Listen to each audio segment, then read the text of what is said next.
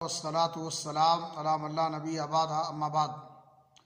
इस्लामी भाइयों, एक मुसलमान को दूसरे मुसलमान को अपनी ज़बान और हाथ से ईज़ा व तकलीफ़ पहुँचाना इस्लाम में इसकी ममानियत है और हुर्मत है। सही बुखारी शरीफ की हदीस है।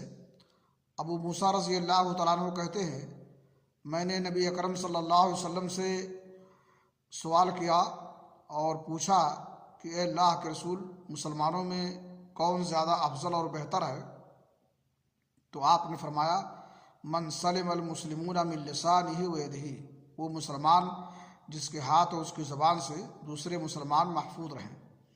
इंसान के आज़ा व जवारिह नेमत हैं, इनका इस्तेमाल अल्लाह की मर्ज़ी के मुताबिक करना चाहिए और इन्हें उसकी मासियत और नाफरमानी में इस्तेमाल करने से गुरेज करना चाहिए। अल्लाह रब्बुल आलमीन हमें इसकी तौफीक बख्शे। व आखिर दवाना अल्हम्दुलिल्लाहि रब्बिल आलमीन।